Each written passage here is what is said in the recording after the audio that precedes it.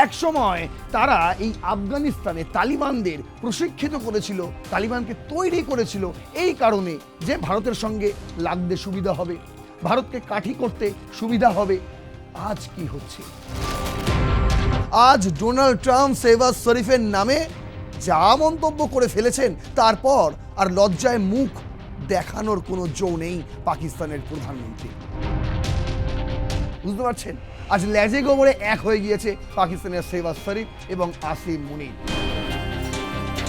Pakistan under air strike, 10 Pakistani airbase destroyed.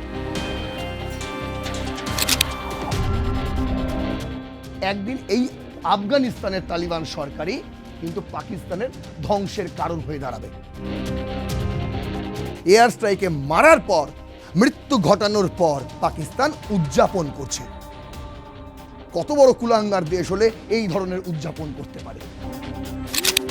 এই আসিম মুনির শেহবাজ শরীফদের এতটুকু মানবিকতা নেই, এতটুকু মানবিকতা নেই। সাধারণ মানুষ যেখানে বসবাস করে সেখানে এয়ার স্ট্রাইক করে বলছে আমরা জঙ্গি ঘাঁটিতে হামলা করেছি।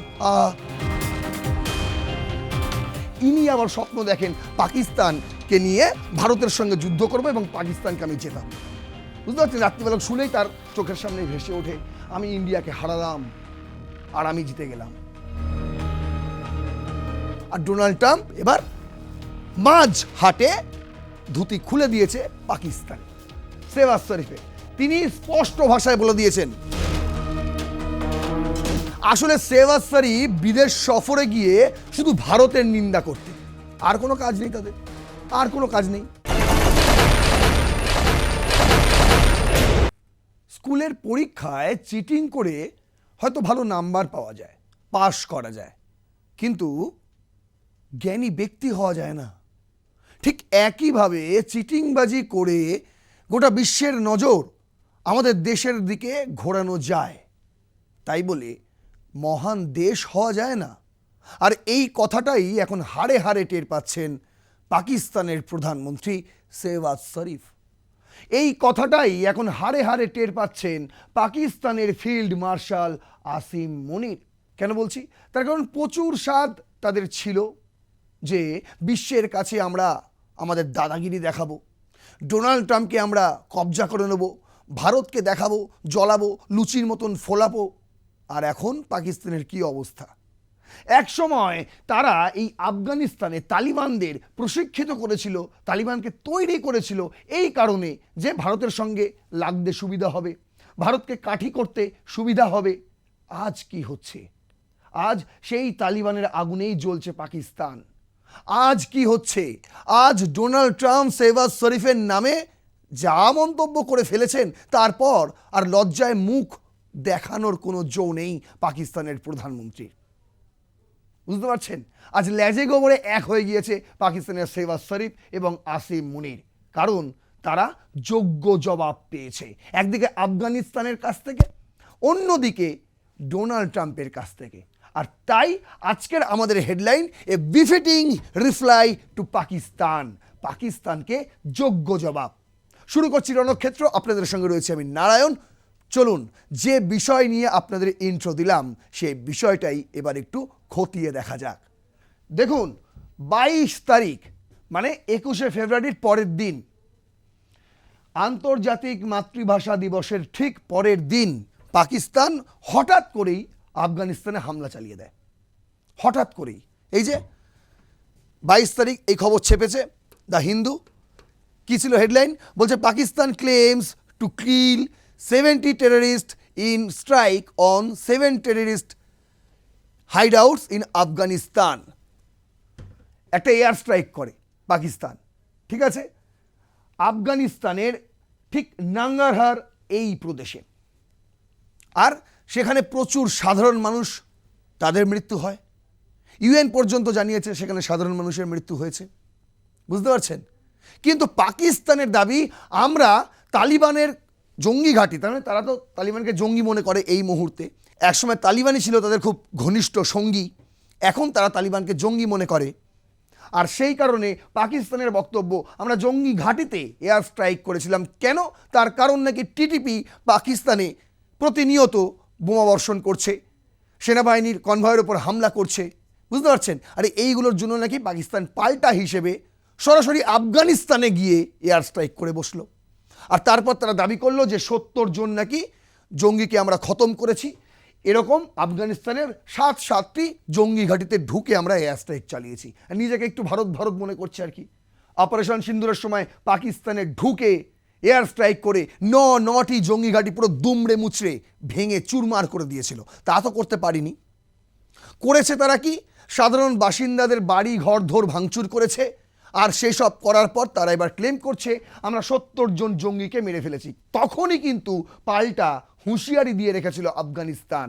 আর তার পাল্টা দেখা গেল 24 ঘন্টা কাটার ঠিক পরের মুহূর্তেই। কিরকম দেখুন, নিউজ এরিনা ইন্ডিয়া করেছে, clashes erupt on Afghanistan Pakistan border, casualties feared, পাল্টা স্ট্রাইক।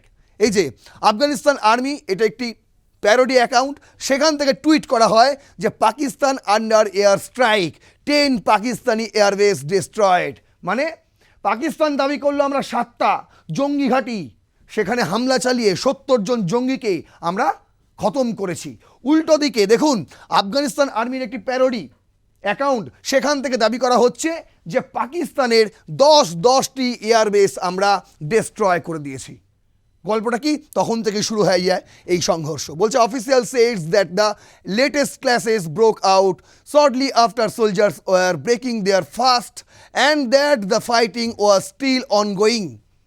মানে এই যে 25 তারিখ এই খবর করেছে, সম্ভবত 24 তারিখ রাতেই এই স্ট্রাইক হয়। দেখতে পাচ্ছেন রাতের ছবি, এই স্ট্রাইক হয়।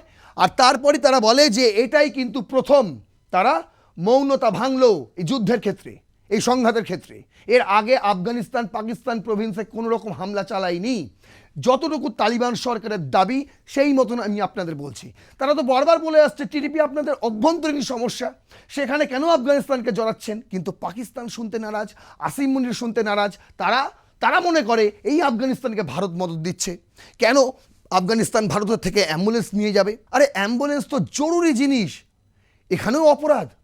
আর তাই তাদের মনে করা হয়, মানে পাকিস্তানিরা মনে করে যে ভারত সম্পূর্ণভাবে নাকি এই তালিবান সরকারকে সমর্থন করে, এই কারণে যে এই তালিবান সরকার একদিন পাকিস্তানকে ধূলিসাৎ করে দেবে। শুনুন, ভারত সাহায্য করুক চাই নাই করুক, এটুকু শিওর। আসিম মুনির যেটা ভেবে রেখেছেন, শেহবাজ শরীফ যেটা ভেবে রেখেছেন, এটুকু শিওর, আমি ড্যাম শিওর বলতে পারি যে একদিন এই আফগানিস্তানের তালিবান সরকারই কিন্তু পাকিস্তানের ধ্বংসের কারণ হয়ে দাঁড়াবে, যা শুরু করেছে পাকিস্তান। দেখুন তারপর কি বলছে, sources said that the clashes occurred in eastern Afghanistan Nangarhar province in areas bordering Pakistan. শুরুটা কে করেছিল? আফগানিস্তান বলছে শুরু তো পাকিস্তান করেছিল। রবিবার হঠাৎ করে এয়ার স্ট্রাইক চালালো নাঙ্গারহাটে, যেখানে সাধারণ মানুষের বসতি, এমন একটা জায়গায় এয়ার স্ট্রাইক করে বসলো, সাধারণ মানুষ মারা গেল। বলছে they said that the both side used heavy weapons and that there were some casualties on both sides. Tough, these were not confirmed. বলছে দুজনেই পাল্টা অভিযোগ করছে। এ বলছে ও আগে স্ট্রাইক করেছে, এ বলছে ও আগে স্ট্রাইক করেছে। আসলে 24 তারিখকে প্রথম গুলি চালিয়েছিল সেটা এখনো নির্ধারণ করা যাচ্ছে না, নিশ্চিত নয়। কোনো সংবাদ মাধ্যম এ সম্পর্কে বলছে না কে আগে চালিয়েছিল। কিন্তু এটুকু শিওর, রবিবার এই সংঘর্ষের সূত্রপাত করেছিল পাকিস্তান। দেখুন এই ছবি তৈরি করে দিয়েছিল। এখানে কোথায় জঙ্গি ঘাঁটি দেখছেন মশাই? আর জঙ্গি হলে এইভাবে কি রাস্তায় বেরিয়ে আসে সাধারণ মানুষ? দেখুন এই ছবি দেখার পর কেউ বলবে এটা কোনো জঙ্গি ঘাঁটি যেখানে পাকিস্তান হামলা চালিয়েছিল? এর পরের গল্পটা কি দেখুন। তারপর সংঘর্ষ শুরু হয় একদম মধ্য গগনে। আল জাজিরার এই খবর বলছে new Afghan Pakistan border clashes follow deadly strike. পুরো ডুরাল লাইনে শুরু হয়ে যায় সংঘর্ষ। বুঝতে পারছেন যে 2600 কিলোমিটারের মতন দীর্ঘ বর্ডার রয়েছে পাকিস্তান আফগানিস্তানের মধ্যে। আফগানিস্তান তো এই বর্ডারকে কোনো দিনই বর্ডার বলে মানে না, তাদের মতে এটা ইংরেজদের কেটে দেওয়া একটা দাগ। কিন্তু পাকিস্তান মনে করে না এটাই আমাদের বর্ডার। এইখান থেকেই তাদের দীর্ঘদিনের সংঘর্ষ, দীর্ঘদিনের সংঘাত যাকে বলে। দেখুন কি বলছে এখানে, Zabihullah Noorani, head of the Afghan information department in the eastern Nangarhar province, মানে পূর্ব নাঙ্গাহার প্রভিন্সের যে ইনফরমেশন ডিপার্টমেন্টের হেড, তার নাম হচ্ছে জাবিউল্লাহ নুরানি। তিনি বলছেন Pakistan forces carried out the first shots in Sakot area near the border তার বক্তব্য যে পাকিস্তান সেনাই প্রথম গুলি চালিয়েছিল শাহকোট এলাকায়, ঠিক বর্ডারের সামনে। The fighting has since stopped and there are no Afghan casualties, he added.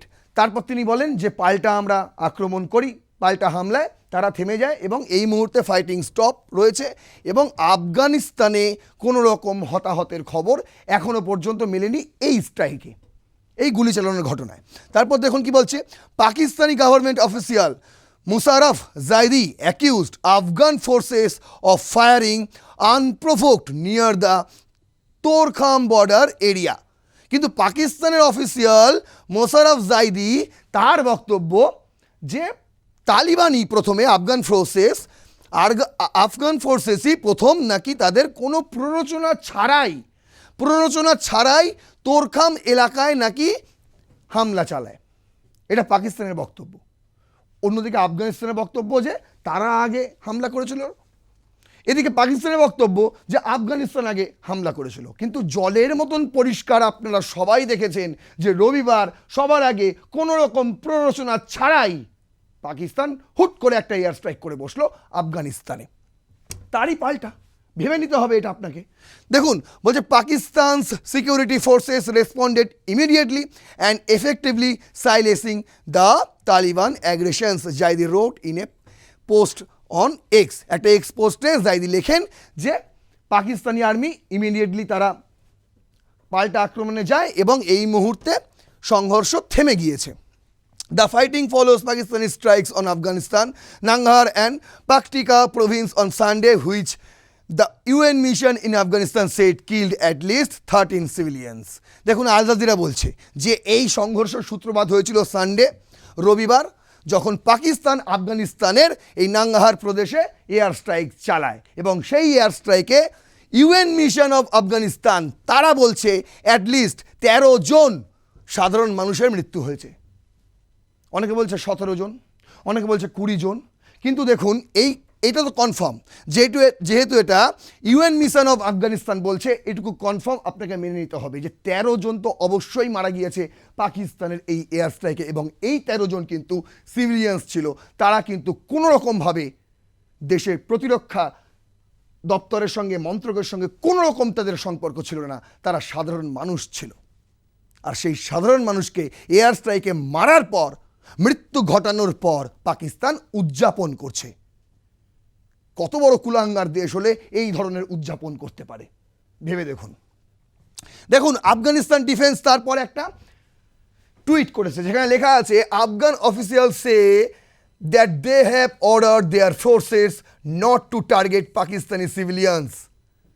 খুব গঠনমূলক বাক্য। তারা লিখেছেন যে আফগান অফিসিয়ালস, যারা আফগানিস্তানের কর্মকর্তা, তারা যে অর্ডার দিয়েছে সেই অর্ডারে পরিষ্কার করে বলা আছে যে যারা অস্থিরতা তৈরি করছে পাকিস্তানি ফোর্সেস তাদের ওপর হামলা করো, টার্গেট তারা থাকুক, লক্ষ্যবস্তু তারা হোক।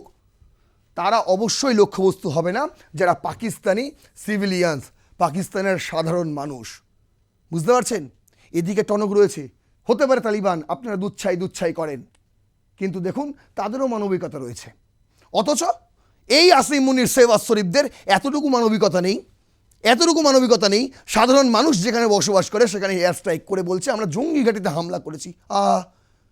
কত গর্বের কথা। দেখুন according to the officials their focus is on military personnel who violated Afghanistan's air space territory and target Afghan children's and women. বলছে আমরা তাদেরকেই টার্গেট করব যারা আফগানিস্তানে ঢুকে আফগানিস্তানের সম্পত্তি, এয়ার স্পেস এবং আফগানিস্তানের সম্পত্তি নষ্ট করেছে, এবং যারা আফগানিস্তানে ঢুকে আফগানিস্তানের শিশু এবং মহিলাদের বেছে বেছে মেরেছে, আমরা তাদেরকে টার্গেট করব, কোনো সাধারণ মানুষকে টার্গেট করব না। বুঝতে পারছেন? এখনও চলছে সংঘর্ষ, কোথায় মুখ লুকাবেন কিচ্ছু বুঝতে পারছেন না। এই অবস্থায় আসিম মুনির তিনি এই আফগানিস্তানের যে তালিবান সরকার এই মুহূর্তে তাদের যে ফোর্স, সেখানেই তিনি হাবুডুবু খাচ্ছেন, কি করবেন বুঝতে পারছেন না। ইনি আবার স্বপ্ন দেখেন পাকিস্তানকে নিয়ে ভারতের সঙ্গে যুদ্ধ করবো এবং পাকিস্তানকে আমি জেতাবো। বুঝতে পারছেন? রাত্রিবেলা শুলেই তার চোখের সামনে ভেসে ওঠে আমি ইন্ডিয়াকে হারালাম আর আমি জিতে গেলাম। এই স্বপ্নই থেকে যাবে। আফগানিস্তানের সঙ্গে পারে না যে দেশ, সে দেশ নাকি ভারতের সঙ্গে লড়তে আসবে, তার কত স্বাদ। দেখুন এবার আপনি একটা দেখাচ্ছি, এখানে তো একটা হলোই, বিশাল বড় যোগ্য জবাব পেলই। এবার দেখুন নাক কাটা গেল কিভাবে পাকিস্তানের। দেখুন কি বলছে, টাইমস অফ ইন্ডিয়া খবর করেছে, বলছে Pakistan PM would have died, Donald Trump misspeaks in State of the Union address what he meant. State of the union অ্যাড্রেসে ডোনাল্ড ট্রাম্প তিনি সরাসরি জানিয়ে দেন যে বিস্ফোরক মন্তব্য। তিনি বলে বসেন যে Pakistan PM would have died, পাকিস্তানের প্রধানমন্ত্রী মারা যেতেন। তার বক্তব্য কোড আনকোড বাংলা করলে এমনটাই দাঁড়ায়। কি বলছেন তিনি? বলছে Pakistan PM would have died if it were not for my involvement, যদি আমি এর সঙ্গে জড়িত না হতাম, আমার কোনো ইনভলভমেন্ট না থাকতো, তাহলে পাকিস্তানের মন্ত্রী এতদিনে শিওর তিনি মারা যেতেন। কীভাবে মারা যেতেন? কি বলছেন তিনি? বলছে US President Donald Trump claimed during his State of the Union address appearing to misspeak while referring the military tensions between the two nuclear armed nation India and Pakistan in May 2025, যেটা হয়েছিল operation সিন্দুর, আপনাদের মনে আছে? সেই সময় আমি বারবার বলেছি আপনাদের একটা কথা, যে পাকিস্তানের প্রধানমন্ত্রী সেই সময়ে শেহবাজ শরীফ ডোনাল্ড ট্রাম্পকে রীতিমতো ফোন করে করে তিনি পায়ে পড়ছিলেন যে দাদা বাঁচান আমাদের, ভারত মেরে ফেললো আমাদের, এরপর আর কিচ্ছু থাকবে না, সমস্ত জঙ্গি ঘাঁটি তো গেছেই, আমাদের সেনা ছাউনিগুলিও তারা ভেঙে চুরমার করে দিচ্ছে, আমরা এবার কোথায় যাব, প্লিজ বাঁচান আমাদের প্লিজ। এই কথাটা আমি আপনাদের বারবার বলে এসেছি, অনেকে বিশ্বাস করেছেন, অনেকে আবার নাকচও করেছেন, আমার সঙ্গে অনেকে একমত হননি, কমেন্টে লিখেছেন। কিন্তু দেখুন এই কথা, যে কথা আমি এতদিন ধরে বলে আসছিলাম, ঠিক সেই কথাই এবার বলে ফেললেন আমেরিকার প্রেসিডেন্ট ডোনাল্ড ট্রাম্প। তিনি ঠিক আর কি বলেছেন দেখুন, আর স্পষ্ট করে ইন্ডিয়া টুডে হেডলাইন করেছে, বলে Trump's new India Pak trust claim says Sharif told him 35 million would have died. সেই সময় ডোনাল্ড ট্রাম্প, যে আপনারা দেখেছিলেন তো, প্রায় প্রতিদিন চলে যেতেন আমেরিকায়, ডোনাল্ড ট্রাম্পের কোলে বসে ডিনার করতেন, লাঞ্চ করতেন, আসিম মুনির, শেহবাজ শরীফ দেখাতেন যে দেখুন আমরা কত এগিয়ে, ভারত অনেক পিছিয়ে, আমরা ডোনাল্ড ট্রাম্পের একদম পাশাপাশি সিটে বসে রয়েছি, প্রচুর দেখাতেন। সেই সময় নিজের মিনারেল নিয়ে যেতেন, মানে খনিজ সম্পদ নিয়ে গিয়ে ট্রাম্পকে শো করতেন, দেখুন আমাদের কাছে এই আছে। আসলে তো সেই খনিজ পদার্থ পাঞ্জাবের নয়, বালুচিস্তানের, আর যে বালুচিস্তান এই মুহূর্তে পাকিস্তানের নয় বলেই দাবি করে, বুঝতে পারছেন? সেই সমস্ত নিয়ে প্রচুর রগরগ করেছে ডোনাল্ড ট্রাম্পের সঙ্গে, প্রচুর একদম সখ্যতা দেখিয়েছে, দেখুন আমাদের সঙ্গে ডোনাল্ড ট্রাম্পের কত ভালো সম্পর্ক, কত ভালো সম্পর্ক। আর ডোনাল্ড ট্রাম্প এবার মাঝ হাটে ধুতি খুলে দিয়েছে পাকিস্তানের শেহবাজ শরীফের। তিনি স্পষ্ট ভাষায় বলে দিয়েছেন, স্পষ্ট ভাষায় তার স্বীকারোক্তি, বলছে সেই সময় শেহবাজ শরীফ আমাকে বলেছিলেন যে আপনি বাঁচান, যদি আপনি হস্তক্ষেপ না করেন তাহলে আমাদের দেশে প্রায় 35 মিলিয়ন মানুষ মারা যাবে। কে বলেছিল এগুলো? শেহবাজ শরীফ বলেছিলেন ডোনাল্ড ট্রাম্পকে। আজ এতদিন বাদে ডোনাল্ড ট্রাম্প এই স্বীকারোক্তি জানাচ্ছেন, ঠিক সেই দিন যেই দিন নরেন্দ্র মোদী ইসরায়েল সফরে। দেখুন হেডলাইন করেছে আল জাজিরা, বলছে India's Modi visited Israel, what's on the agenda and why it's matter.